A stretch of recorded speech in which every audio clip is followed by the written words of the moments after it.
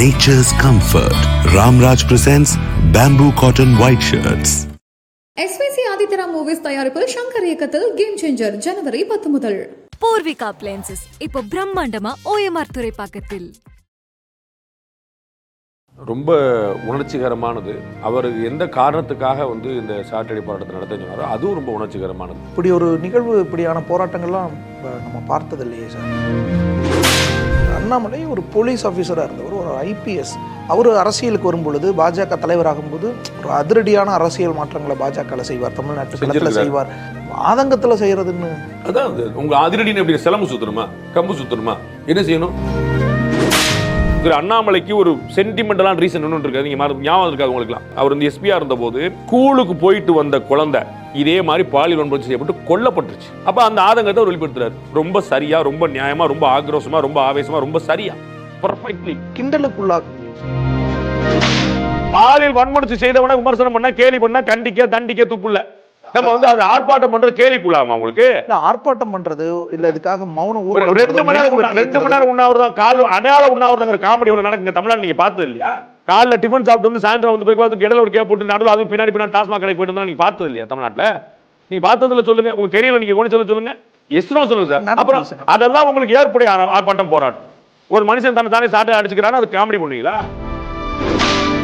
எந்த நோக்கத்துக்காக பண்ணப்படுது? கமெண்ட் பண்ணலாமா இது? அப்புறம் கேள்வி ஏற்படும், கமெண்டே பண்ணக்கூடாது, மௌனம் காக்கணும்ன்ற, வேதனைப்படணும், வெக்கப்படணும். அந்த இடத்துல நீங்க கேள்வி பண்றீங்க.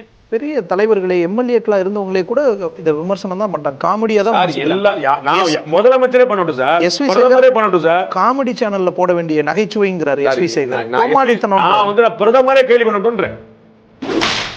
அவருடைய ஆதரவாளர்கள் பலரை கூட தங்களோட வேதனை வெளிப்படுத்துறாங்க. வேணாமே, எஸ் ஆதங்கம் இருக்கட்டும், ஆனா இப்படி வேணாமேன்னு. ஏன்னா இது ரொம்ப புதுசு, எதிர்பாராது, அதனால அவங்க சொல்றாங்க. You can understand. யாரு ஃபாலோ பண்றாரோ அவர் தலைவர் இல்லை, யாரு ஃபாலோ பண்ண வைக்கிறாரோ அவர். இன்னொரு பக்கம் இன்னொரு போராட்டத்தையும் சேர்த்து அறிவிச்சிருந்தாரு. இனி நான் காலனி அணிய மாட்டேன். திமுக வைராக்கியம் ஒரு தலைவருக்கான அடிப்படை தவறு. அது என்ன தாக்கத்தை ஏற்படுத்தும் சார்? செருப்பு போடாம இனிமேட்டு இருப்பேன். வைராக்கியம் தானே. அவர் ஒவ்வொரு முறையும் அவர் வெறும் காலோட பார்க்கும்போது எல்லாருக்கும் உறுத்தும், எல்லாருக்கும் தோணும். லண்டன்ல போய் அரசியல் படிச்சுட்டு வந்திருந்தாரு. ஸோ இன்னும் ஸ்ட்ராட்டஜிக்கலா இருக்குன்னா இப்படி ஒரு போராட்டம் நடத்துறாரு. இப்ப அப்படி அந்த இதெல்லாம் கம்பேர் பண்ணி எல்லாம். நீங்க எதுக்கு சார் பேட்டி எடுக்கிறீங்க? முந்தானே தேன் சார் நீங்க பேட்டி கேட்கல, நேற்று சார் பேட்டி கேட்கல. இது தமிழகமே கவனிக்குது, இந்தியாவே கவனிக்கும். அவ்வளவுதான், கவன ஈர்ப்பு தான் அவருடைய நோக்கம். அண்ணாமலையின் இந்த போராட்டம் அப்ப என்ன தாக்கத்தை, வெறும் தாக்கத்தை ஏற்படுத்தா? எவ்வளவு பெரிய தாக்கத்தை ஏற்படுத்திருக்கு தேவேந்திரன் பேட்டி தான் சாட்சி. எதுக்கு இப்ப கேமரா தூக்கிட்டு வந்தாரு சார்? இன்னொரு பக்கம் இப்போ அண்ணாமலை உறவினர் சம்பந்தப்பட்ட இடங்கள்ல ஐடி ரைட் நடந்துச்சு. அதை மடைமாத்திரக்கு இப்படியோன்னு ஒரு விமர்சனமும் வருது. அப்ப அண்ணாமலை டிராமா பண்றாரு. அவருடைய ரிலேட்டிவ் எங்கெங்கெல்லாம் கேள்வி வருது பாருங்க. அரசியல் லாபம் ஏதாவது 100% இருக்கும். அரசியல்வாதிகளுக்கு அரசியல் லாபம் இருக்கு தானே செய்யும், இல்லாம எப்படி போகும்? உலக தமிழர்கள் அனைவருக்கும் வணக்கம். இன்றைய சிறப்பு நேர்காணலில் மூடு இருக்கக்கூடியவர் மூத்த பத்திரிகையாளர் திரு ரங்கராஜ் பாண்டி அவர்கள். வணக்கம் சார். சார், அண்ணாமலை அவர்களினுடைய இந்த சாட்டையடி போராட்டம் குறித்து உங்களுடைய பார்வை? ரொம்ப உணர்ச்சிகரமானது. அவர் எந்த காரணத்துக்காக இந்த சாட்டர்டே போராட்டத்தை நடத்த சொன்னாரோ அதுவும் ரொம்ப உணர்ச்சிகரமானது. ஆனால் துயரம் என்னென்னா, நம்ம அதை கடந்து போயிட்டே இருக்கும். அது ஆமாம், விருதுநகரில் ஒரு கூட்டு பாலியல் வன்கொடுமை, வேலூரில் ஒரு கூட்டு பாலியல் வன்கொடுமை, தஞ்சாவூரில் ஒரு கூட்டு பாலியல் வன்கொடுமை, இங்கே ஒரு செங்கல்பட்டில் ஒரு லேடி தற்கொலை பண்ணிக்கிட்டாங்க அப்படின்னு ஒவ்வொரு செய்தியாக நமக்கு வருது. அப்படியாங்கன்னு போட்டு நம்ம அடுத்த நாள் செய்திக்காக போயிட்டுருக்கோம். அப்போ இந்த துயரத்துக்கு என்ன வழி? நாம் பெண்ணாக பிறந்தால் நம்ம பாலியல் வன்முறைக்கு உள்ளாக வேண்டியிருக்குமா அப்படிங்கிற அந்த துயரத்துக்கு எப்படி முற்றுப்புள்ளி வைக்கிறது? அதை நியாயப்படுத்தும் போக்கு, ஒரு ஐசோலேட்டட் இன்சிடென்ட் எங்கேயோ ஒரு இடத்துல நடக்குது, உண்ணா நடக்குதுன்னு ஏதோ சொல்லக்கூடிய புள்ளி வரங்கள். நீங்கள் உணர்வுகளை ஸ்டாட்டிஸ்டிக்ஸ்னால நீங்கள் அடக்க முடியாது. அதை நம்ம ரெண்டையும் புரிஞ்சுக்கணும். நம்ம உனக்கு அவ்வளோ பெரிய பிரச்சனை, இப்போ யாராவது இப்போ ஈழம் கிடைச்சானா கிடைக்காட்டி என்ன அப்படின்னு கேட்டிங்கன்னா அது எவ்வளோ உணர்வுபூர்வமான கேள்வி இருக்கும். அது ஒரு நாடு புதுசாக உருவானாலும் நமக்கு ஒன்றும் பிரச்சனை இல்லை, வேறு யாருக்கும் பிரச்சனை இல்லை. ஆனால் அது அந்த மக்களுக்கு அது எவ்வளோ பெரிய வேதனைக்குரிய விஷயமா இருக்கும். அப்போ அந்த எமோஷனலாக நீங்கள் நம்பர்ஸோட டேட்டாவோட ஒரு நாள் நடந்துச்சு, அண்ணா சொல்ல ஃபஸ்ட் டைம் நடந்துருக்கு, இப்படிலாம் கொண்டு போய் அவங்கெல்லாம் ஹாப்பியாக இருக்கிறாங்க, எல்லாம் ஒன்றும் பிரச்சனை. இதெல்லாம் எப்படி நம்ம கடந்து போயிட்டே இருக்கிறோன்னு ஒரு கேள்வி. அவர் ஒரு இளைஞராக இருக்கிறனால ஒரு 60-70 வயசு இருந்துச்சுன்னா அவருக்கு கூட இந்த நிதானம் வந்திருக்கலாம். சரி, இப்போ அவ்வளோதான் நம்ம நினைச்சு அப்படின்ட்டு. பட் ஒரு இளைஞராக இருக்கிறனால இப்போ அரசியலுக்கு வந்ததுனால இது நம்ம இந்த அரசியல் செய்யறதுக்கு தான் நம்ம வந்திருக்கோம், அதுக்கு தான் ஏற்கனவே அத்தனை பேர் இருக்கிறாங்களேங்கிற அந்த ஆற்றாங்க. அதனால் அது ரொம்ப சரியான போராட்டம் நினைக்கிறேன். ஆனால் இப்படி ஒரு நிகழ்வு, இப்படியான போராட்டங்கள்லாம் நம்ம பார்த்தது இல்லையே சார். இந்த மாதிரி தன்னைத்தானே அது நம்ம பார்த்துருக்குறோம், வேறு மாதிரி பார்த்துருக்கோம். மகாத்மா காந்தியுடைய சத்தியாகிரகங்கள் எல்லாமே அவரே வருத்திக்கிட்டது தான். அது அடுத்தவங்களை வருத்தி சொல்லி அவர் சொன்னதே கிடையாது. நீங்கள் எல்லாம் இப்படி பண்ணுங்க, நான் சாப்பிட மாட்டேன் பாரு. அவருக்கு ஒரு கோவம் வந்துச்சு, ஒரு ஆங்காரம் வந்துச்சு, ஒரு ஆத்திரம் வந்துச்சுன்னா அவர் என்ன செய்வார்னா உடனே வந்து நீங்கள் இப்படி பண்ணுங்க நான் இப்படி பண்ணுங்க நான் ரிசைன் பண்ணுறேன் அப்படிலாம் சொல்ல மாட்டேன். நான் என்னையை வருத்திக்கிறேன்னு சொல்லி சொன்னேன். நம்ம வந்து ஒத்துழையாமை இயக்கத்துடைய போராட்டம் வந்து ஒரு போலீஸ் ஸ்டேஷனை எரிக்கிற அளவுக்கு போன போது அவர் வந்து இந்த ஒத்துழையாமை போராட்டத்தை நான் நிறுத்தினேன் அப்படின்ற அன்றைக்கே வந்து நிறுத்தினேன். ஏன்னா வன்முறை கூடாதுங்கிறது தான் என்னுடைய மக்களே அதை பண்ணுவாங்க அப்படின்னா தெர் இஸ் நோ மீனிங் சொல்லிட்டு அவர் நிப்பார். ஸோ அவரே வருத்திக்கிற பழக்கம் தான் இருந்துச்சு. நவகாளி பஞ்சாயத்து உட்பட எல்லா இடங்களையுமே அவர் தான் வந்து வருத்திக்கிட்டார். அவர் தான் அந்த இடத்துக்கு போனார். ஸோ அந்த எல்லா ரிஸ்க் எடுக்கிறது ஒரு புதுசில் வழக்கமாக எடுக்கிறது தான். பாத யாத்திரைகள் நம்ம வந்து வைகோல் வந்து எல்லாரும் பல குமரி நடந்து பலர் போயிருக்கிறாங்க. அது எல்லாமே அந்த வருத்திக்கிறது தானே. நீங்கள் வந்து 200 கிலோமீட்டர் 400 கிலோமீட்டர் நடக்கிறங்கிறது ஒன்றும் ஈஸி டாஸ்க் இல்லை. அது மாதிரி பண்ணுறது வந்து இயல்பு தான், புரிஞ்சுக்கிறதுல. இந்த சாட்டையடிங்கிற ஒரு விஷயம் நமக்கு பழக்கம் இல்லை. ஆனால் சாட்டையடிங்கிறது அவரே இன்னைக்கு பேட்டில் குறிப்பிட்டது போல நம்முடைய ஆன்மீக உலகத்தில் ரொம்ப பழசு. அது வந்து புதுசு இல்லை, ரொம்ப பழசு. நம்முடைய இந்து மதம், தமிழர்கள் பண்பாடு, நம்முடைய வழக்கத்தில் வந்து ரொம்ப பழசு. அது வந்து சாதாரணமாக வந்து சாட்டை அடிச்சு பண்ணுவாங்க. நேர்த்திக்கடன் பண்ணுறவங்க, கோயிலுக்கு போகிறவங்க, வேண்டிக்கிறவங்க, வீட்டிலே இருக்கிறவங்க, அது மாதிரி எல்லாருமே பண்ணிப்பாங்க. அது நமக்கு வந்து புதுசு கிடையாது. அதான் சார், இப்போ பொலிட்டிக்கல் லீடர்ஸ் உண்ணாவிரதம் இருக்கிறது, உச்சகட்டமாக சில உணர்வுபூர்வமான தருணங்களில் தனக்குத்தானே தீ மூட்டிக்கிறது, இந்த மாதிரியான நிகழ்வுகள்லாம் கூட இருக்குது. ஆனால் சாட்டையடின்றது அப்படி தீ மூட்டிக்கிறது வந்து ஒரு ஏற்க முடியாத விஷயம். நம்ம வந்து அது ஒரு உயிர் பலி. அது வந்து அதை வந்து நம்ம எந்த காலத்தையுமே செய்யக்கூடாது நம்ம சொல்லுவோம். இது வந்து வருத்திக்கிறது தான். ஆனால் வந்து இட் பாசஸ் ஸ்ட்ராங் மெசேஜ். அதுதான் அது ரொம்ப முக்கியமானது. அது கொடுக்கக்கூடிய செய்தி ரொம்ப முக்கியமானது. நான் என்னை வருத்திக்கிறேன்னா நான் அப்படி கையாளாகாமல் இருக்கிறேனே, நான் வந்து என்னுடைய தங்கைக்கு இப்படி நடக்கிறத பார்த்து நான் வேதனை பார்த்து உட்கார்ந்து இருக்க முடியுதே, என்னால் வந்து வேற ஒன்றும் செய்ய முடியலையே அப்படிங்கிற என்னுள் மீதான் என்னுடைய ஒரு கழிவு இருக்கும். நான் வந்து ஒரு கையாளாகாமல் இருக்கிறேன் அப்படிங்கிற என்னுடைய வேதனை இந்த உலகத்துக்கு எப்படி வெளிப்படுத்துறது? இதை வந்து கவர்மெண்ட் சிலர் வந்து ஜஸ்டிஃபை பண்ணுறாங்க. இது வந்து கரெக்டாக தான் போயிட்டு இருக்குன்னு சொல்கிறாங்க. இது வந்து ஆமாங்க, இது வந்து ஒரு தலைகுனி, இவங்க ஏற்க முடியாதுங்க அப்படின்னு சொல்ல முடியல. நம்ம ஒரு நிர்பயா ஒரு சம்பவம் வச்சு, நிர்பயாவுக்கு முன்னாடி 100 கற்பழிப்பு நடந்திருக்கு, நிர்பயாவுக்கு பின்னாடி 1000 கற்பழிப்பு நடந்திருக்கு. கொல்கத்தாவில் வந்து மருத்துவ மாணவியுடைய கற்பழிப்பு, அது மாதிரி பாலியல் முயற்சி 100 அங்கே நடந்துருக்கு. இப்படி நடந்துகிட்டு இருக்குதான் இல்லைன்னு சொல்ல. இன்னைக்கு நடந்திருக்கும், நம்ம பேசிட்டு இருக்கும்போது நடந்திருக்கும், தமிழ்நாட்டில் நடந்திருக்கும், இடத்துல நடக்கலன்னு சொல்ல. ஆனால் இப்படி நடந்து பார்த்து நம்ம வந்து வெறும் ஒரு விட்னஸாக மட்டும் இருக்கிறோமே அப்படிங்கிற ஒரு ஆதங்கம். அது வந்து அந்த ஆதங்கத்தை எப்படி வெளிப்படுத்துது? ஒரு அரசியல் தலைவராக இதெல்லாம் சரி பண்ணணும்னு சொல்லி தான் வர்றாங்க. இந்த கட்சி ஆரம்பிக்கிற நான் சட்டம் ஒழுங்கை காப்பாற்றுவேன், நாட்டை காப்பாற்றுவேன், நாட்டை வந்து பொருளாதாரத்தை உயர்த்தி கொண்டு போவேன், உங்களுக்கு எல்லாருக்கும் நல்ல வளம் பண்ணுவேன், உங்களுக்கு தொழில் பண்ணுறதுக்கான வாய்ப்பு கொடுப்பேன். ஒருத்தன் வந்து நீங்கள் தொழில் பண்ணுறது வீட்டில் வந்து மாமூல் கொடுத்து கேட்க மாட்டான். இதை மாதிரியான விஷயங்கள்லாம் தான் உங்களுக்கு சர்டிஃபிகேஷன் வந்து ஈஸி பண்ணி தருவேன். இதுதானே அரசாங்கங்கள் சொல்லக்கூடியது. அதுக்கு தானே கட்சிகள் முயற்சி பண்ணுறாங்க. அப்போ அப்படி ஒரு கட்சி தலைவராக நான் இருந்து இதை எதுவுமே என்னால் செய்ய முடியாமல் இருக்கு, எல்லாத்தையும் நான் வேடிக்கை பார்க்க வேண்டிய நிலைமைக்கு போயிட்டேனே அப்படிங்கிற ஆதங்கத்தோடைய வெளிப்பாடு. ஒரு போலீஸ் ஆஃபீஸராக இருந்து ஒரு அரசியலுக்குள்ள வரும்போது அதனால அவருக்கு வந்து அந்த ஆதங்கம் இன்னும் அதிகமாக வருது. ஏன்னா இந்த போலீஸோடைய ப்ராசஸ் என்னன்னு அவருக்கு தெரியும். இப்போ நம்ம 4 பேர் வந்து தெரியாமல் இந்த அறநிலைத்துறை பற்றி பார்த்தீங்கன்னா பல பேருக்கு ஏகப்பட்ட குழப்பம். நேற்று வந்து ஒரு பெரிய பத்திரிகையில் ஒரு செய்தி போட்டிருக்காங்க. அறநிலைத்துறை சார்பாக வந்து 2 கல்லூரிகள்லையும் 4 பள்ளிக்கூடங்கள்லையும் 2 கோயில்கள்லையும் சாப்பாடு. அறநிலைத்துறை சார்பாக அறநிலைத்துறை 100 ரூபா கொடுத்துருக்கான்னு கேளுங்க. மாண்புமிகு முதலமைச்சர் இருக்கிறார், மாண்புமிகு அமைச்சர் பெருமானார் இருக்கிறார், இல்லை அவங்க 100 ரூபா கொடுத்துருக்காங்கன்னு கேளுங்க. கோயிலுடைய காசு எடுத்து கோயிலுடைய இடங்களுக்கு வந்து கோயிலுடைய மக்களுக்கும் கோயில் இருக்கிற பள்ளிக்கூடங்களுக்கும் கோயில் சார்பாக வேற இடங்களுக்கு கொடுக்குறத அருள்மிகு பழனி ஆண்டவர் கோயில் சார்பாக கொடுக்குறேன்னு சொல்லி சொல்லாமல் இந்து அறநிலையத்துறை பை ஹிந்து HRNC டிபார்ட்மெண்ட் போகிறாங்க. பைன்னு என்ன அர்த்தம்? இந்த பேட்டி எடுத்தது தேவேந்திரன் சொன்னால் என்ன அர்த்தம்? நீங்கள் எடுத்தீங்கன்னு அர்த்தம். முருகேசன் வந்து எடுத்துட்டு தேவேந்திரனுக்கு பேட்டி எடுத்தாருன்னா என்ன போட்டி? ஏன்னா நமக்கு சட்டம் தெரியறது இல்லை. HRNCக்கு வந்து பிளேஸ் நோ ரோல். அவங்க வந்து கணக்கு வழக்கு பார்க்குறவங்க. இது ஊடகங்களுக்கு நான் பார்த்த செய்தி வந்து பெரிய ஊடகத்தில் வந்த செய்தி. அப்போ வந்து கோயிலுடைய காசு எடுத்து கோயில் கொடுக்குது. ஆனால் வந்து அறநிலைத்துறையின் பேர் போட்டுக்கிறீங்க. நோவே யுவர் கனெக்டட் வித். நீங்கள் அக்கௌண்ட்ஸ் பார்க்குற ஒரு ஆள், ஒரு ஆடிட்டர் ஃபர்ம். நீங்கள் வந்து அவங்க வந்து நான் தான் கொடுத்தேன்னு சொல்லிட்டு இருக்கீங்க. அது வந்து அவங்க சொல்கிறத விட்டுருங்க. அவங்க அப்படி தான் ஃபால்ஸ் கிளைம் பண்ணுவாங்க. பத்திரிகையாளர் அப்படி சொல்கிறாங்க. அதுதான் முக்கியமான பாயிண்ட். மக்கள் காசு எடுத்து நான் வந்து மக்கள் காசுலாம் கிடையாது. மக்கள் காசு கிடையாது. உங்களுக்கு தெரியாது. இன்னொரு நாள் பேசுவோம். அரசாங்கம் வரி மக்கள் காசு இல்ல, அரசாங்கம் செய்துன்னு தானே சொல்றோம். அந்த மாதிரி இல்ல. மக்கள் வந்து அரசாங்கத்துக்கு வரி கட்டுறாங்க. அரசாங்கம் மக்களுக்கு கொடுக்குது. அது கரெக்ட். மக்கள் இங்கே அரசாங்கத்துக்கு கொடுக்கல, மக்கள் இங்கே கோயிலுக்கு கொடுக்குறாங்க. தேவேந்திரனுக்கு கொடுக்குற சம்பளத்தை தேவேந்திரனுடைய ஓனர் செலவழிக்க முடியாது. நான் தானே ஓனரோட சொல்ல முடியாது. உங்களுடைய ஆடிட்டர் செலவழிக்கணும். அதான் கரெக்டான உதாரணம். சரிங்களா? உங்களுக்கு நான் உங்கள் அக்கௌண்ட்டில் 10 லட்ச ரூபா விழுந்திருக்கு. உங்கள் ஆடிட்டர் வந்து நான் ரங்கராஜ் பாண்டே 1 லட்ச ரூபா கொடுப்பேன் அதுன்னு சொல்லி எப்படி சொல்றாரு? ஆடிட்டர் சார் பை த ஆடிட்டர்னு போட்டிங்கன்னா எப்படி இருக்கும்? ஒன்று நீங்கள் கொடுத்தா தேவேந்திரன் கொடுத்தா தேவேந்திரன் சார்பான்னு சொல்லணும். அது தேவேந்திரன் தான் முடிவு. 2 Devendran auditor cannot take the call. அது வந்து ஒரு ஒர்க்கர். கோயில் தனி நிர்வாகம்னா கூட பரவாயில்ல. ஒட்டுமொத்த கோயிலுக்கும் எந்த கோயிலுக்கும் நிர்வாகிகள் அறநிலையத்துறை கிடையாது. நான் 1000 முறை சொல்லிட்டேன், இன்னொரு 1000 முறை சொல்லிட்டேன். உங்களுக்கு புரிஞ்சு? அதான் இந்த பிரச்சனையா தான் சொல்ல வந்தேன். நான் சொல்ல வந்த உதாரணமே வேற. உங்களுக்கு எல்லாம் புரிய மாட்டுதுங்கிறதா நான் சொல்ல வந்தது. நீங்க வெளியில உட்கார்ந்துட்டு கோயிலுக்கு வந்த காசு எல்லாம் கோயில் அறநிலையத்துறைக்கும் கோயிலுக்கு என்ன சம்பந்தம் நீங்க கேளுங்க. நீங்க சும்மா பேசிட்டு போறீங்க. ஒரு மேக்கிங் மார்க். அது வந்து அபத்தங்கிறது நீங்க உணர்ந்துக்குங்க தயவு செய்து. கோயில்களில் கணக்கு வழக்கு பார்க்கிறேன்னு உட்கார்ந்துருக்குது அறநிலையத்துறை. கோயில் நிர்வாகம் கிடையாது. அது மூலம் தெரிஞ்சுக்குங்க. They are not administrating the temple. They are not maintaining the temple. They are taking care of accounts. அதையும் ஒழுங்கா செய்யறது இல்லை. அது மூலம் பாருங்க, அக்கௌண்ட்ஸ் ஆடிட்டிங்னா அவங்க நேச்சுரல். அதுக்கு வந்து they are getting money from the temples. கோயிலேருந்து காசு வாங்க பண்ணியிருக்காங்களான்னு கேளுங்க. அறநிலையத்துறை அமைச்சர் திரு சேகர்பாபு நாங்கள் 100% கோயிலை நான் ஆடிட்டிங் டில் டேட் வச்சிருக்கோம் சொல்லிட்டோம். நான் அறநிலையத்துறை பற்றி வாயே பேச மாட்டேன். இதை நான் ஓப்பனாக சொல்லுவேன். வாயே பேச மாட்டேன். சாமி சார் வந்து பேசாம உட்காந்து மன்னிச்சிருக்கணும்னு சொல்லி நான் மன்னிப்பு கேட்பேன். வாயை திறக்க மாட்டேன். நாங்கள் காசு வாங்குறோம். நீங்கள் வந்து சம்பளம் வாங்குறீங்களா? நீங்கள் சம்பளம் உங்களை வந்து ஒரு பேட்டி எடுக்க போங்கன்னா போகணும்ல. ஒரு நாள் முடியல, 2 நாள் முடியல, இன்னைக்கு சாயந்தரம் வழியில் காலை முடிச்சு அது வேற விஷயம். புரியுங்களா? ஆனால் நீங்கள் போன இதான் கணக்கு. கோவில்லேருந்து காசு எடுத்துட்டு அதுவும் ஆடிட்டிங் பண்ணுறேன்னு காசு எடுத்துட்டு ஆடிட் பண்ணிருக்காங்களா கேளுங்க. வேற என்ன அறநிலையத்துறை சட்டத்தில் வேற என்ன வேலை போட்டு சொல்லிருக்குன்னு சொல்லுங்க. அவங்களால சொல்லட்டும், நான் கேட்டுக்கிறேன்.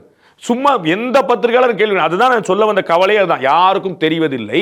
அதனால காவல்துறை அதிகாரியாக இருக்கக்கூடிய அண்ணாமலை வந்து இந்த ப்ராசஸ் எப்படி நடத்துறதுக்கு வேதனை, எப்படி எஃப்ஐஆர் காப்பி எழுதியிருக்கீங்க, எப்படி அந்த எஃப்ஐஆர் காப்பி வெளியே போகுது, எப்படி இந்த அரசாங்கம் அதை ஜஸ்டிஃபை பண்ணுதுன்னு அதை வந்து அவர் கவலை வெளிப்படுத்துறாரு. ஏன்னா அவருக்கு உள்ள தெரியும் இது எப்படி எழுதப்படும் தெரியும்.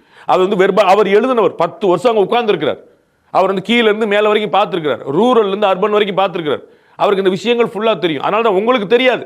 எஃப்ஐஆர் போட்டாச்சு. எஃப்ஐஆர் நேற்று வந்து திரு காவல்துறை கமிஷனர் அருண் வந்து அவ்வளோ டீல் பண்ணார். பத்திரிகையாளர் கொஞ்சம் யோசிக்கணும். அதை எப்படி டீல் பண்ணாருன்னு பாருங்க.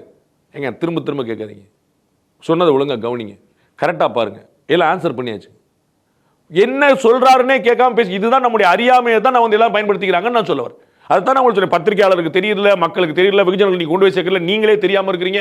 அதான் அறநிலையத்துறை நடக்குது, அதான் காவல்துறை நடக்குது. அப்ப இதை தெரிஞ்ச அண்ணாமலை நான் வந்து இதை ஒளியில கொண்டு வர்றேன், இதை காவல்துறை தடுத்திருக்க முடியும், இதை சரியா நம்ம கொண்டு போயிருக்க முடியும் அப்படிங்கிறனால வந்து தன்னுடைய வேதனை வெளிப்படுத்துறாரு. அதான் சார், அண்ணாமலை ஒரு போலீஸ் ஆஃபீஸராக இருந்தவர், ஒரு ஐபிஎஸ். அவர் அரசியலுக்கு வரும்பொழுது பாஜக தலைவராகும்போது ஒரு அதிரடியான அரசியல் மாற்றங்களை பாஜக செய்வார். தமிழ்நாட்டில் செஞ்சுக்கிட்டே வர்றார். இந்த மாதிரியான எதுக்கு பேட்டி கேட்குறீங்க? அது அதிரடி இல்லைன்னு ஆதங்கத்தில் செய்யறதுன்னு. அதான் உங்க அதிரடின்னு எப்படி சிலம்பு சுத்தணுமா, கம்பு சுத்தணுமா, என்ன செய்யணும்? முதலமைச்சர் காரில் குறுக்கு படுக்கணுமா? என்ன அதிரடினா வாட் யூ எக்ஸ்பெக்டிங்? எனக்கு புரியலையே. இல்ல சார், ஆர்ப்பாட்டங்கள், போராட்டங்கள், அது பண்ணி நீங்க அதான் சொல்லி கவனிக்க மாட்டேன்றீங்க. அது ரொம்ப அழகா சொல்றாரு. அந்த கோயம்புத்தூர் பிரஸ் மீட்ல ரொம்ப தெளிவா சொல்றாரு. பண்ணி கலைச்சு போனோம், ஆர்ப்பாட்டம் பண்ண அனுமதி கொடுக்க மாட்டேன்றீங்க. குற்றவாளி பூரா ரோட்ல சுத்திட்டு இருக்கான், அதை கண்டிச்சு ஒரு ஆர்ப்பாட்டம் பண்ண போனா நீங்க வழியில மறிக்கிறீங்க. தமிழிசைமா சொல்லிருக்காங்களா இல்லையா? 50 போலீஸ் சூழ்ந்து நெருக்கி நடக்க விடாம தடுக்கிறாங்க.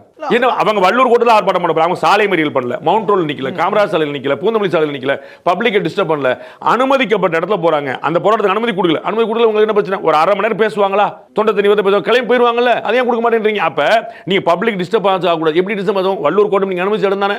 அவங்க வள்ளூர் கோட்டம் ஆர்ப்பாட்டம் சொன்னாங்க. அவங்க தமிழகம் முழுக்க சாலை மறியல் சொன்னாங்களா, ரயில் மறியல் சொன்னாங்களா, விமான மறியல் சொன்னாங்களா, போக்குவரத்து நிறுத்தம் சொன்னாங்களா? பப்ளிக் என்ன டிஸ்டர்பன்ஸ் வந்து அதே நீங்க பண்ணி. அப்போ ஒரு அரசியல் கட்சியுடைய அடிப்படை கடமையா இருக்கக்கூடிய மக்களுக்காக குரல் கொடுக்குற அனுமதிக்க மாட்டீங்க. சாமானிய மக்களுடைய இயல்பு சுதந்திரமா நடமாட முடியாது. ஒரு குழந்தை வந்து அண்ணா யூனிவர்சிட்டி கேம்பஸ்குள்ள இருக்க முடியல பாதுகாப்பா.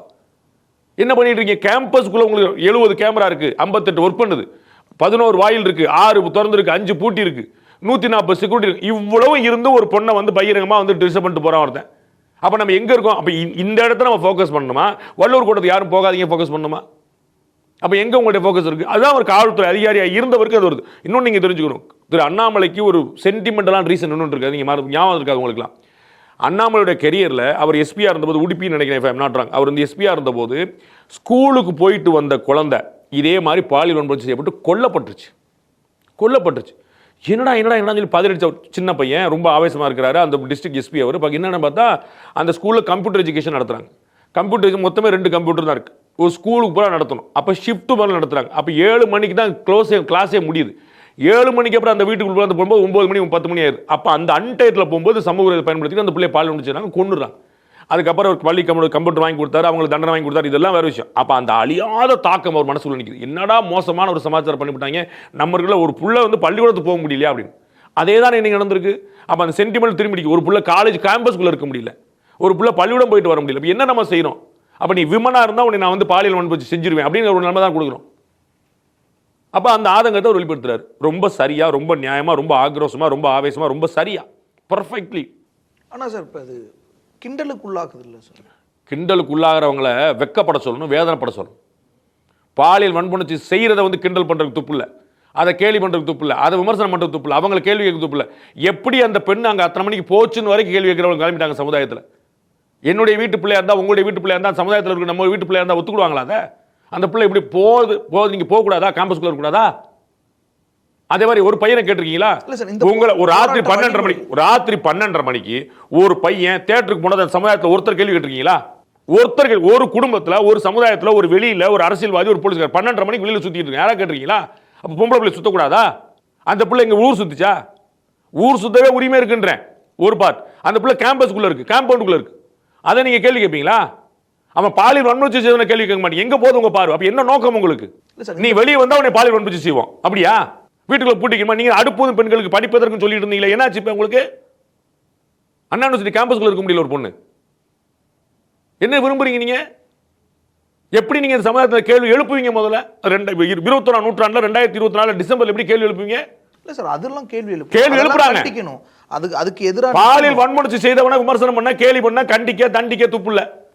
நம்ம வந்து அது ஆர்ப்பாட்டம் பண்றது கேலிக்குள்ளாமா உங்களுக்கு? இல்ல ஆர்ப்பாட்டம் பண்றது இல்ல, இதுக்காக மௌனம் 2 மணி நேரம் உண்ணாவிரதம், கால் அடையாள உண்ணாவிரதங்கிற காமெடி எவ்வளவு நடக்குங்க தமிழ்நாடு நீங்க பார்த்தது இல்லையா?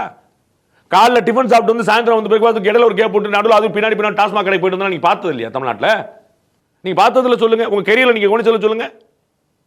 எஸ்னோ சொல்லுங்க சார். அப்புறம் அதெல்லாம் உங்களுக்கு ஏற்புடைய ஆர்ப்பாட்டம் போராட்டம். ஒரு மனுஷன் தன்னை தானே சாட்டை அடிச்சுக்கிறான்னு அது காமெடி பண்ணுவீங்களா? 10 மணிக்கு ஆர்ப்பாட்டம் ஆரம்பிச்சுட்டு 5 மணிக்கு முடிச்சுட்டு நடுவில் வந்து ஜூஸை குடிச்சுட்டு பின்னாடி போய் டாஸ்மாக் கடையில் வந்து ஒரு வாழைப்பழம் குடிச்சு சாப்பிட்டுட்டு இப்போ கடையில் பூரா ஒரே கூட்டம் அப்படி வந்து மதுவிலக்கு போராட்டம் நடத்துறாங்க, உண்ணாவிரதம் நடத்துறாங்க. அதெல்லாம் நீங்க கேட்க மாட்டீங்க. அதெல்லாம் உங்களுக்கு வந்து பிரம்மாண்டமான ஆர்ப்பாட்டம் அப்படிம்பீங்க. ஒருத்தர் உங்களுக்கு சொல்லாம நான் எனக்கு சொல்லிக்கிறேன்னு சொல்லி சாட்டை அடிச்சா நீங்க வந்து கேலி பண்றீங்க. கேலி பொருளா எப்படி கேலி பொருளா வரும்? You people are trying that. இந்த சமுதாயத்துக்காக ஒருத்தர் கிளம்புறான்னு அவனை வந்து எதிர்த்து பாரு, எதிர்த்தா மடிய மாட்டான், கேலி பண்ணிப்பாரு. இந்த டாக்டிஸ் ரொம்ப பழசுங்க, ரொம்ப பழசு இந்த டாக்டிஸ். இல்ல சார், சில போராட்டங்கள் மேல விமர்சனங்கள் ஒரு இப்படி பண்ணலாமா? மக்கள் பாதிக்கப்பட்ட சார், உண்ணாவிரதங்கிற பேர்ல ஏமாற்றவங்க விமர்சனம் வந்திருக்கான்னு கேட்கிறேன். நான் உங்களுக்கு தான் கேட்கிறேன். டாஸ்மாக் கடையில குடிச்சு வரவங்க பத்தி விமர்சனம் பண்ணிருக்கீங்களான்னு கேட்கிறேன். அம்பலப்படுத்திருக்கீங்களான்னு கேட்கிறேன். உண்ணாவிரதங்கிற போர் நடந்தது கேட்டிருக்கீங்களான்னு கேட்கிறேன்.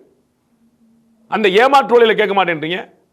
கையெழுத்து போட்டு கையை போடலன்றாங்க, அனுமதி கொடுக்கலன்றாங்க. முன்னுக்கு முன்னு எதிர்கட்சியா இருக்கும்போது சொல்றாங்க, ஆளுங்கட்சியா இருக்கும்போது சொல்றாங்க. அந்த அரசியல் கட்சியெல்லாம் கேட்கவே மாட்டீங்க. சார், பெரிய தலைவர்களே எம்எல்ஏக்களா இருந்தவங்களே கூட இந்த விமர்சனம் தான் பண்றாங்க. காமெடியா தான் சார். நான் முதலமைச்சரே பண்ணட்டும் சார், பிரதமரே பண்ணட்டும் சார். காமெடி சேனல்ல போட வேண்டிய நகைச்சுவைங்கிறாரு. நான் வந்து பிரதமரே கேள்வி பண்ணட்டும்ன்றேன். நான் சொல்லிட்டேன் முதலமைச்சர் பண்ணட்டும், பிரதமர் யார் பண்ணாலும் எனக்கு பிரச்சனை இல்லை. ஏமாற்றுவல் பண்ணும்போது அவங்க எங்க பண்ணாலும் கேளுங்க, அவங்க அவ்வளவுதான் நான் கேட்கிறேன். யார் சொன்னாலும் நான் வந்து எஸ்வி சேர் சொன்னாரா, நரேந்திர மோடி சொன்னாராங்கிற இடத்துல போல. யார் சொன்னாலும் இவர்கள் இதெல்லாம் நடந்தபோது அவர் என்ன சொன்னாங்க கேட்கட்டும். லண்டன்ல போய் அரசியல் படிச்சுட்டு வந்திருந்தாரு. ஸோ இன்னும் ஸ்ட்ராட்டஜிக்கலா இருக்குன்னா இப்படி ஒரு போராட்டம் நடத்துறாரு. அப்படி அந்த இதெல்லாம் கம்பேர் பண்ணி நீங்க எதுக்கு சார் பேட்டி எடுக்க வந்தீங்க? முந்தானே ஏன் சார் நீங்க பேட்டி கேட்கல? நேற்று ஏன் சார் பேட்டி கேட்கல? நீங்க சார் தமிழகமே கவனிக்குது, இந்தியாவே கவனிக்குது. அவ்வளவுதான், கவன ஈர்ப்பு தான் அவருடைய நோக்கம். இந்த பிரச்சனையை வந்து கவனிக்கணும். ஏன் சார் வந்து ஆர்ஜிகர் மருத்துவமனையில் வந்து இப்போ ஒரு பாலியல் ஒன்று நடந்தபோது அந்த மருத்துவமனைக்கு 1000 ரேப் கேஸ் வந்திருக்குமா? அது மருத்துவக் கல்லூரி மருத்துவமனை சார், கொல்கத்தாவில் இருக்கு சார். 1000 ரேப் கேஸ் அங்கே வந்திருக்கும்.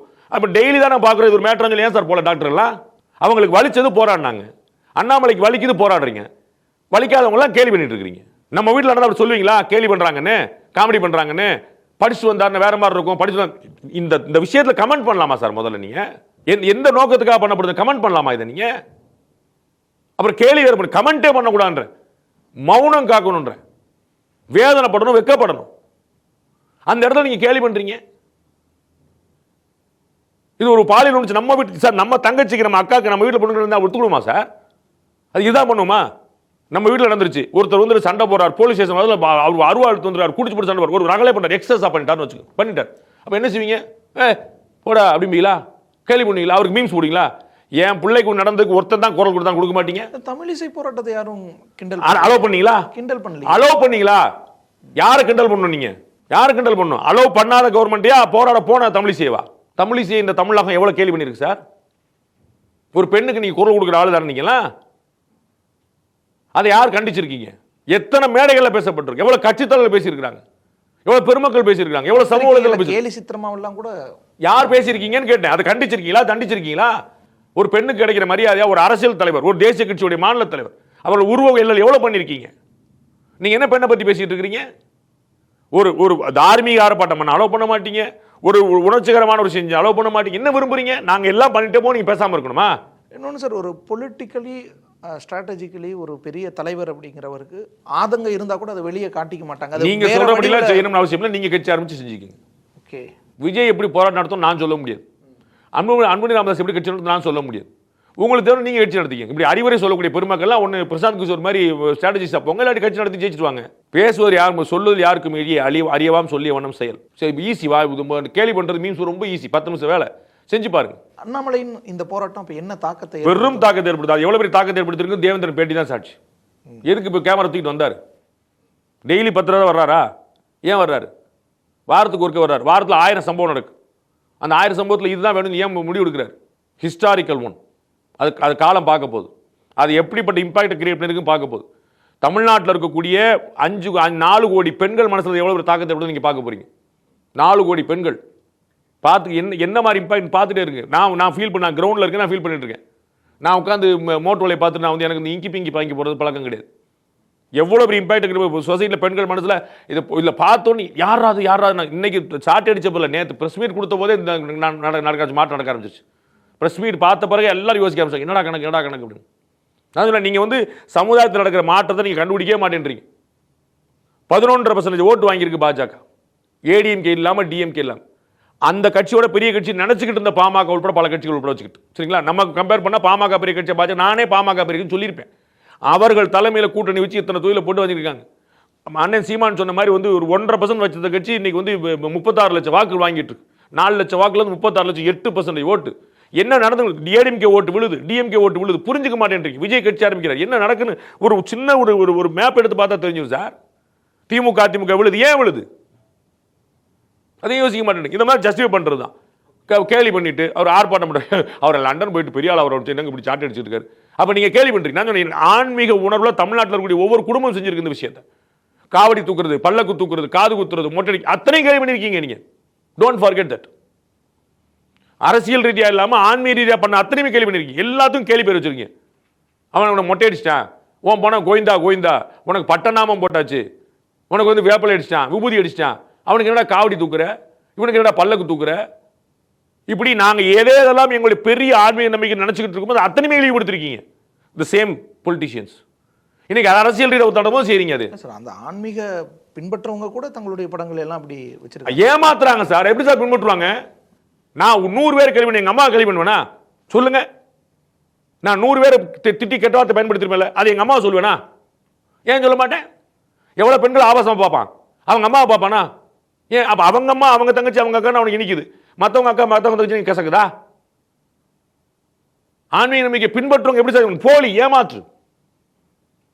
எந்த ஒரு இஸ்லாமியரும் அவங்க இஸ்லாமிய மதத்தை விமர்சிக்க மாட்டாங்க. எந்த ஒரு கிறிஸ்தவ மதத்தை விமர்சிக்க மாட்டாங்க. அப்படி இருந்தால் உண்மையான கிறிஸ்தவ இஸ்லாமிய இருக்க மாட்டாங்க. மதம் மாறிக்கங்க, வெளியேறிக்கங்க. உங்களை யாரும் நான் கடவுள் மறுப்பாடு சொல்லி வெளியே ஒன்றும் பிரச்சனை, யாராலும் விமர்சனம் பண்ணுங்க.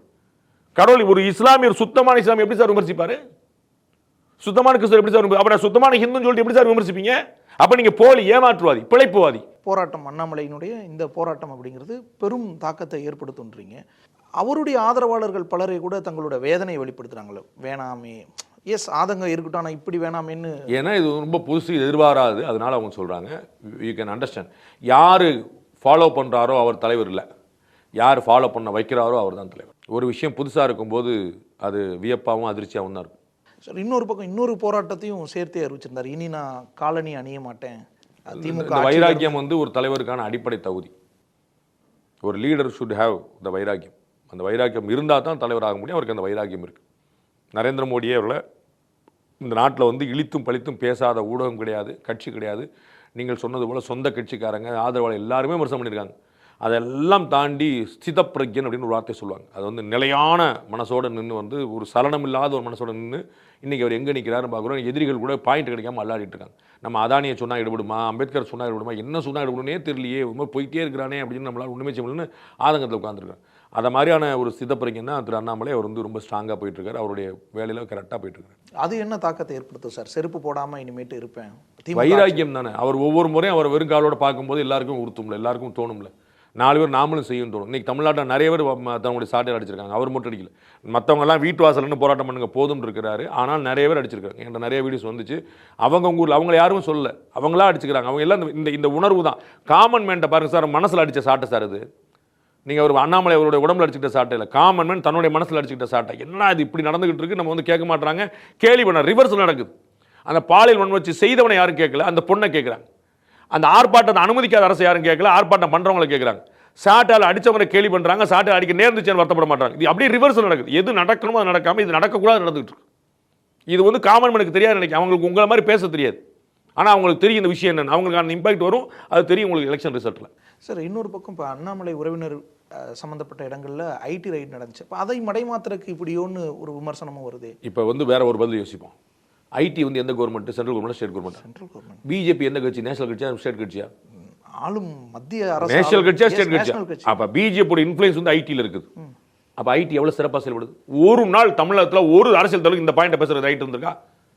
ஏன்னா பாஜகவுடைய மாநில தலைவர் ரிலேட்டிவ் வீட்டில் ரெய்டு போறீங்க. என்ன டிரான்ஸ்பரன்சி, என்ன பியூட்டிஃபுல்லான ஏஜென்சி, சூப்பரப்பான யாரா சொல்லியிருக்கீங்களா?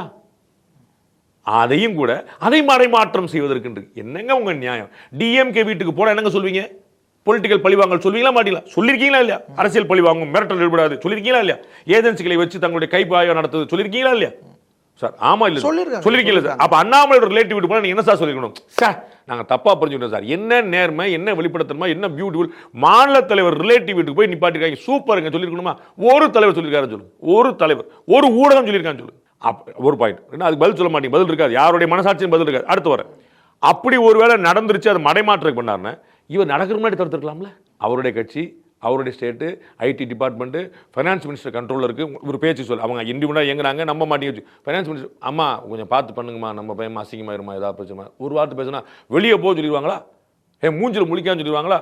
பார்க்குறேன்னா சொல்ல மாட்டாங்களா? ஒரு பேச்சுக்கு சொல்கிறேன். உங்கள் யூகத்துக்கு கிரே ஏரியா ஒன்று அதையும் செய்யலை.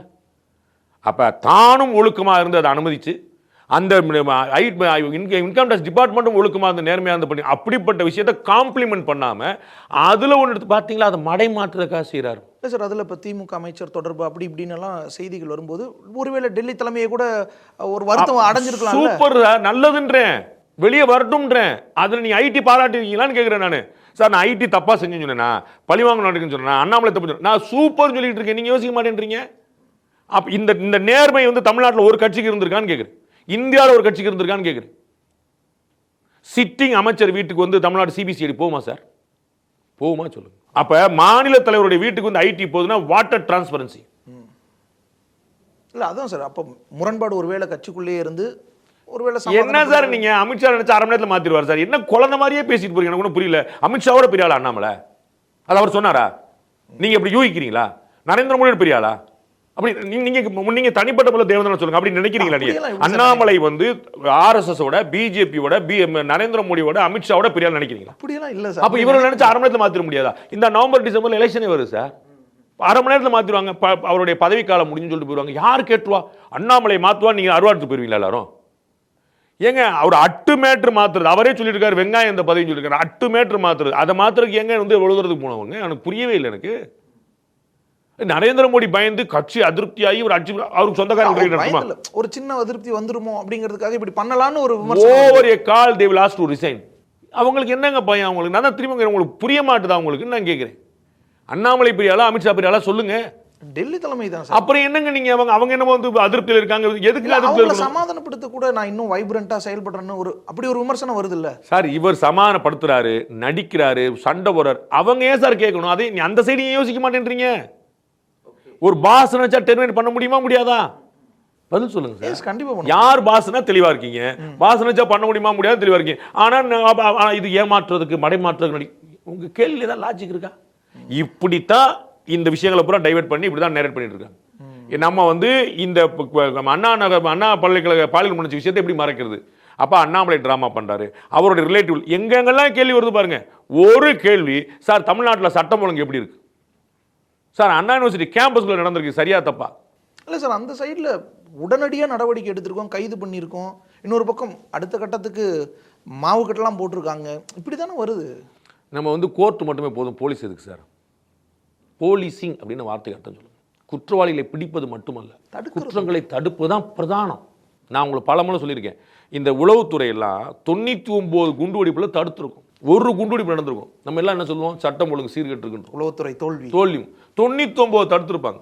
அப்ப என்ன கணக்கு? குற்றங்களை தடுப்பது தான் what we are expecting from you.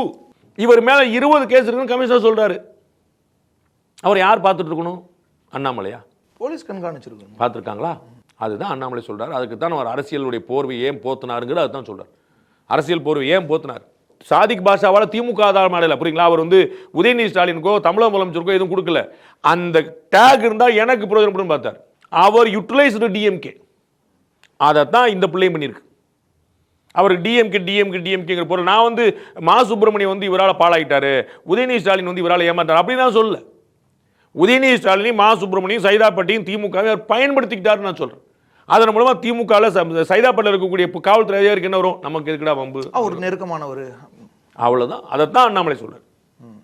So அங்க கவனத்தோட செயல்பட வேண்டிய பொறுப்பு இல்லைன்னு சொல்லுங்க. எல்லாருக்கும் இருக்கு. கண்டிப்பா காவல்துறைக்கு முதல்ல இருக்குன்னா எல்லாருக்கும் இருக்கும். எல்லாத்தையும் சேர்த்து கொடுங்க. நீங்க பிஜேபி இருக்கு, அண்ணாமலைக்கு சொல்லுவீங்களா? கடைசியில் வந்து முதல் பிரஸ் உங்களுக்கு தானே சார் ஆயுதம் கொடுத்துருக்கு. எதுக்கு சார் நாட்டில் என்கவுண்டர் நடந்துச்சு? எப்படி நடக்குது? அதுக்காக தானே துப்பாக்கி கொடுத்துருக்கு, அதுக்காக தான் லத்தி கொடுத்துருக்கு, அதுக்காக தான் யூனிஃபார்ம் கொடுத்துருக்கு, அதுக்காக சட்டம் கொடுத்துருக்கு. You are empowered by constitution, by law. Sir RS Bharathi இது ஒரு பதவிக்கான பரிகாரம் அண்ணன் லண்டன் ஜோசியர் சொல்லியிருந்தாருன்னு ஒரு விமர்சனத்தை முன்வைக்கிறார். கடவுள் மறுப்பாளர்கள் சொல்லக்கூடிய கருத்துக்கு வந்து நம்ம என்ன சொல்றது? பரிகாரம், ஜோசியம்லாம் அவருடைய வெக்காபில் இருக்குதான், அவங்களுடைய டிக்ஷனரியில் இருக்குதான்னு பார்க்க சொல்லணும். அப்போ அவருக்கு நம்பிக்கை இருக்கு, நான் போய் சொல்லிட்டேன்னு சொல்லும். இது உண்மையா பொய்யா ரெண்டாவது விவாதம். கடவுள் மறுப்பாளர்களுக்கு பரிகாரத்துக்கும் ஜோசியத்துக்கும் என்ன சம்பந்தம்? அது ஒரு ஏற்கிறான்னு சொல்லிட்டு போங்க, நான் ஆமா இல்லை நடத்து பேசுறேன். நீங்க பண்ற கேள்வியில் உங்களுக்கு வந்து ஒரு லாஜிக் வேண்டாமா? ஏற்காத விஷயத்தை நீங்க எப்படி சொல்வீங்க? அதான் இல்லவே இல்லையே, அது மூட நம்பிக்கையாச்சே. பரிகாரங்கிற மூட நம்பிக்கை, ஜோசியங்கிற மூட நம்பிக்கை, ஏமாற்று வேலை. நீங்க எதுக்கு அங்க போறீங்க? அந்த உங்களுடைய கொள்கையிலே நீங்க விசுவாசமா இல்ல. எது உங்களுடைய கொள்கைன்னு சொல்றீங்களோ, எது என்னுடைய பிரதான, அதுலயும் நீங்க விசுவாசமா இல்ல. மற்ற கட்சிகள்கிட்ட இந்த போராட்டம் என்ன மாதிரியான தாக்கத்தை ஏற்படுத்தும்? இவ்வளவு பெரிய அட்டென்ஷன் வந்து தேவேந்திரன் பேட்டி கடவுளுக்கு கேட்கிற அளவுக்கு ஆயிப்போச்சுன்னு எல்லாருமே யோசிப்பாங்க. செம்ம மேட்டரா இருக்கேன்னு யோசிப்பாங்க. ஒரு பெரிய கவன ஈர்ப்பு வந்து நாடு முழுக்க கவன ஈர்ப்பு, நாடு முழுக்க.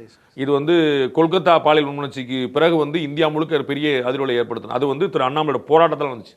அந்த பிள்ளைக்கு வந்து ஒரு 24 ஹவர்ஸ்க்கு அரெஸ்ட் பண்ணிட்டோம்னு சொல்லிட்டு அந்த கேஸை வந்து அப்படியே முடிச்சிருக்க வேண்டிய ஒரு அரசியல் தலைவர்கள் இதை வந்து அண்ணாமலையோட போராட்டத்தின் மூலமா அவர் வெளிச்சத்துக்கு கொண்டு வந்தாருங்கிறத தவிக்கிறாங்க. என்னடா செய்யறதுன்னு தவிக்கிறாங்க. ஆகா, நம்ம ஒரு நெருக்கடியை கொடுத்துட்டாரு. இப்ப நெருக்கடி கிடையாது, அது வெளிச்சத்தை கொடுத்துட்டார்.